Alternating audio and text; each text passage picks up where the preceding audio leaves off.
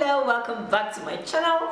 It is so good to have you. Today in this video we're actually going to be doing a different thing. Okay, I'm going to telling you about 10 most important feminine hygiene tips. Okay, so make sure you watch this video till the end. Don't forget to subscribe if you haven't, and like this video if you find it very interesting. Okay, so let's go to tip number 1. Tip number 1 is, you know, those times like when we buy undies from the market, like our panties, our lingerie and all of that, the bras, so we just, oh, it is new, there's no need for us to wash them, so we just go ahead and put them on. I am telling you today, in case you have been doing that, to know that that is absolutely wrong. You don't need to do that. So anytime you buy undies in the market, you need to wash them before wearing them, because a lot of hands are actually touching that undies, including your own. When you're actually checking them out, people are touching it, stretching it, looking at the flaps, and at the same time when they're doing that, they're actually transferring dirt and all of that bacteria into it. Most people even go to the extent of trying out the undies out, I mean testing it to see how it fits. I don't think you will like that. So it's always important for you to wash your undies when you buy them before putting them on, you know. In Nigeria here, you're like, na new one now, or like, you know, that kind of a thing, or maybe it's not okay now, so there's no point washing them. So it's important to wash them. The same thing goes to your clothes. Anytime you buy clothes, you need to wash them before putting them on. Okay, because you're not the only person that have tested that clothes, as I mentioned earlier, so you need to wash them before putting them on. Okay, second thing I'm going to talk about is infection. We get infection every now and then. It could be from the toilet, it could be some unhygienic thing, so you just have an infection. So anytime you have an infection, I'm just going to tell you, the undies that you use during that period, if you can afford it, I will advise you to discard them. If you can't afford to discard them, you better soak them in hot water, add some disinfectant, either alcohol, spirit, or add your Dettol, another thing. Then soak it, wash, iron before you use them. It's just okay for you to just wash the undies, especially if you have an infection, and just put them on, because I don't think it will actually kill it. So you might find out that you'll be having recurrent infection if you don't treat your undies very well. This one goes to the kind of undies that you should wear. Okay, when you're thinking of buying your undies, people buy very tight undies, like very small sizes, and I'll advise you buy cotton pants and undies that are bigger, so that it won't be too tight on your skin. You will want air to go into that place, and when you sweat, you wouldn't want it to be all so tight up. No, I mean, you don't want to suffocate that part of your body. Okay, so you really need to like let air go into it by not wearing clothes that are very tight, including undies. I think I could just stand up, so I think you could just buy undies that goes as far as this place. They call it grannies undies, but undies that comes as far as here is actually very good than the one that hangs here. The thing is that if your undies stops here, you'll find that this part of your body, you're actually going to divide your butt into two. Okay, so try and buy those granny undies that comes as up as here. Apart from that, it also accentuates your body when you wear undies that comes up to your navel point. Number 5 is you should try and sleep without tight clothes.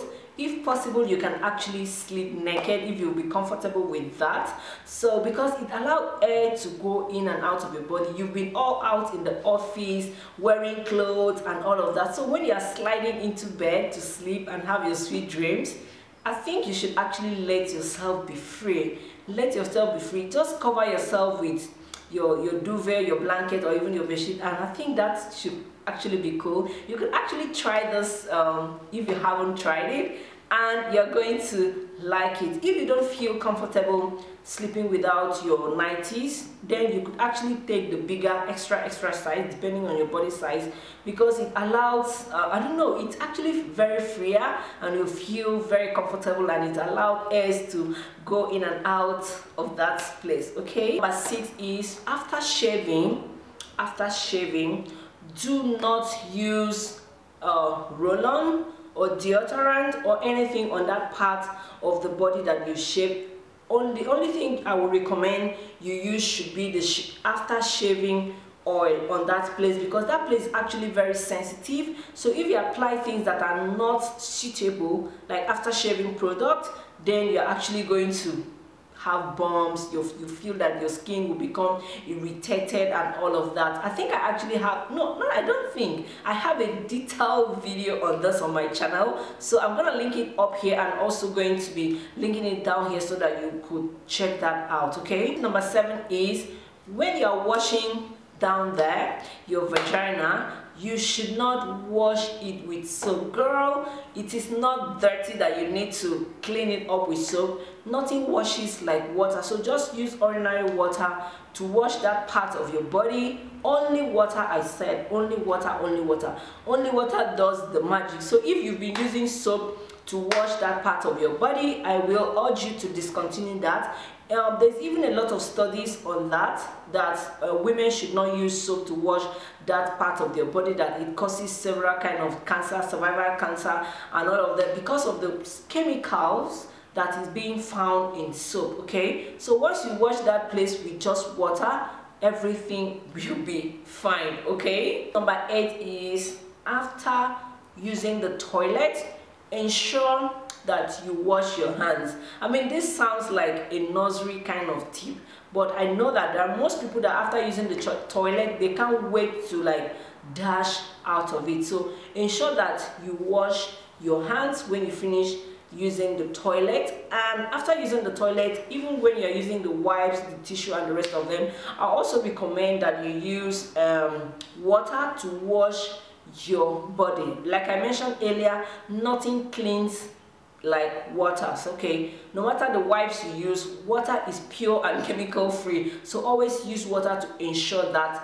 you are clean. After washing it with water, then you can pat it with a towel. The next thing I'm going to add to this is that whenever you come back, I mean you're coming back, go straight to your washroom, to your toilet or to your kitchen, and wash your hand. Wash from here to here. That is what I do. Anytime I come back, I wash my hand from here to here. I mean, it's actually become part of me. I actually learned this from my little nephew, because if I come and say, mommy did not wash your hands, I'm like, oh my god, look at a little child telling me what I need to do. So since then, anytime I come back, I wash my hands. You know why this is very important is that we go out, we shake people, we touch the money. I mean, a lot of bacteria out there. Some people even pick their nose and they'll shake you, you know. So it's better you wash your hands before you do any other thing once you are back home. Okay, before you eat, wash your hands. Even when I'm eating outside with my cutlery, I'll always excuse myself, excuse me, I need to wash my hands before I eat, because no matter how I use cutlery to eat, I'll also find out that I'll still use my hand to either pick any part of the food. Okay, number 9 is you need to eat right. Okay, if you want to maintain a healthy living, you need to cut the amount of junk food that you eat. Okay, start eating healthy, healthier. I mean healthier. The best way for you to eat healthier is to start preparing your own meals. I know for some people this could be a bit difficult, but this is important because you'll be able to like watch what goes into what and what goes into what. Try to eat a lot of fruits and drink a lot of water. Do a lot of portion control. I'm actually doing what they call portion because I can't complete, like dieting is boring kind of, so I do a lot of portion control because I love our local dishes, the Nigerian food that we have here. I can't give them up for anything. I mean anything. So what I do is that I take my soup and my gari. I love gari a lot. I don't love gari a lot. I don't do semo, I don't do wheat. So I just take my afang soup or my draw soup, with Gary, just a little like this, I eat and I'm fine. And I make a lot of smoothies as well. You could actually get them, get a lot of granola, that's how they call it. So, and start eating healthier, eating smaller plates, okay, so that you can maintain appropriate weight. Everybody mustn't be like big or small, but the weight that you are actually comfortable with, okay, so that, because once you're overweight, it's actually going to have an impact on your health. You're prone to blood pressure, obesity, diabetes, and all of that. I would not want that for you. I know you wouldn't want that for yourself either, okay. The last and definitely not the least is you need to try and incorporate exercise into your routine. Try.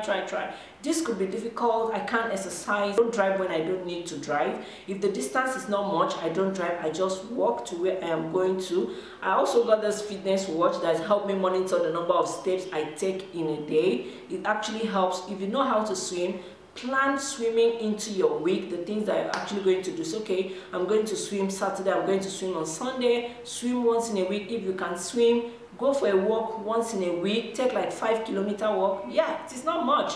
It is very important. If you can like play tennis, any sporting activities that you can do, try and do that. If you're in Abuja, I would recommend you go to Jabi Lake. Jabi Lake is actually very fun. You see a lot of people there that will actually encourage you if you find it very difficult to like exercise and all of that. Just start little by little. It could be 1 kilometer, 2 kilometers. Before you know, you become a this video helpful. Please kindly share it with your friends, even your enemies. I know you don't have that.